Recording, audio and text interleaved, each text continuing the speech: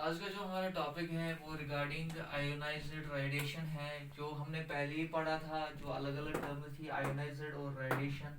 Ionised का मतलब क्या होता है, आयोनाइजेशन का उसका मतलब ये होता है कि प्रोसेस टू मेक आयन्स। ठीक है, तो ये एक प्रोसेस होती है जिसकी वजह से आयन्स बन जाते हैं। और जो रेडिएशन होती है, पहले हमने बोला था, वो प्रोपगेशन ऑफ एनर्जी होता है, जो या तो वेव में होती है या पार्टिकल फॉर्म में होती है। Propagation of energy that can be wave और पार्टिकल।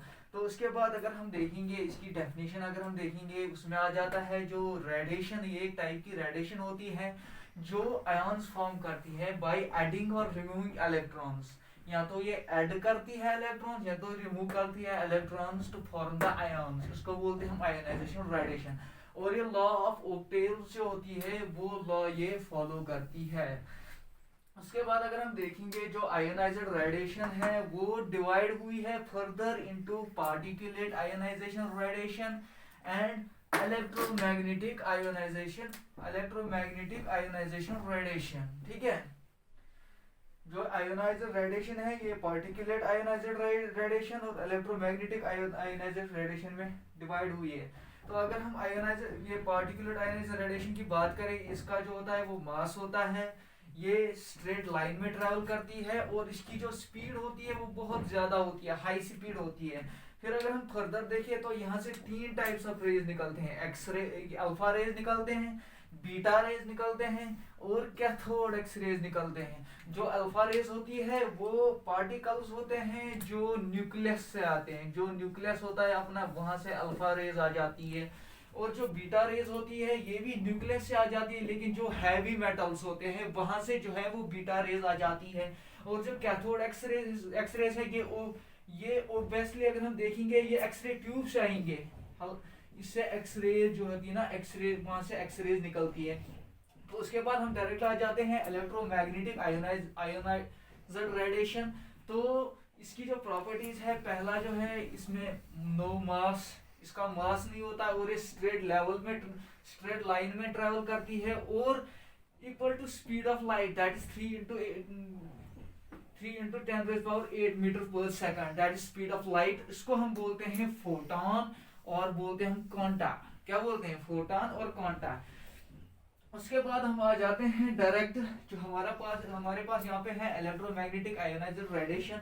इसकी प्रॉपर्टीज में आ जाती है, पहले ये मैन मेड होता है, ये एक इंसान बनाता है, ये हम खुद बना सकते हैं। उसके बाद हम, ये कम्स फ्रॉम नेचर, ये नेचर से आ जाती है। थिंक अबाउट, अगर हम सन की बात करेंगे तो वहां से ये रेडिएशन आ सकती है। तो उसके बाद अगर हम देखेंगे यहाँ पे इनमें जो होती है वो high levels of electromagnetic radiation होती है, इलेक्ट्रोमैग्नेटिक आयोनाइज्ड रेडिएशंस में। और जो हाईली आयोनाइज्ड होती हैं इसमें आ जाती है अपनी कॉस्मिक रेज आती है और एक्स रेज आती है।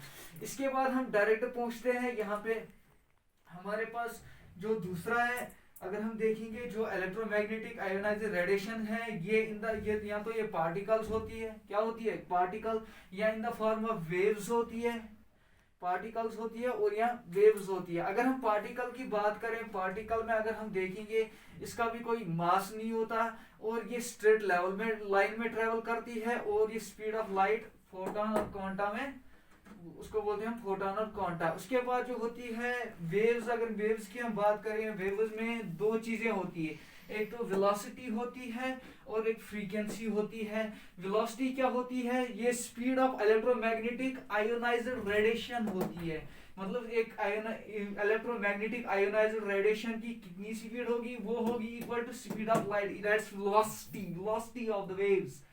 तो उसके बाद अगर हम देखेंगे जो यहाँ पे वेव लेंथ होगी, वेव लेंथ होती है distance between the two crests. तो अगर हम यहाँ पे ए होगा, ये हमारा अपना एक क्रस्ट है, ये दूसरा क्रस्ट है, जब हम इसको मिलाएंगे this gives us the distance, this is called the wave length. And now move towards the frequency, frequency means number of wave length. Wavelength we can discuss it like this. For example, we have this wave. This wave have high frequency. This wave have high frequency, but short wavelength. Short wavelength. As we have already discussed it, that wavelength is a distance from one crust to another crust. This has short wavelength. But instead, if we draw this has long wavelength and low frequency low and high wavelength. So wavelength is inversely proportional to frequency. When wavelength increases, frequency decreases, and when the frequency decreases, wavelength increases. So this was all about the ionizing radiation, its types. So our next topic will be about the X-ray tube and its parts.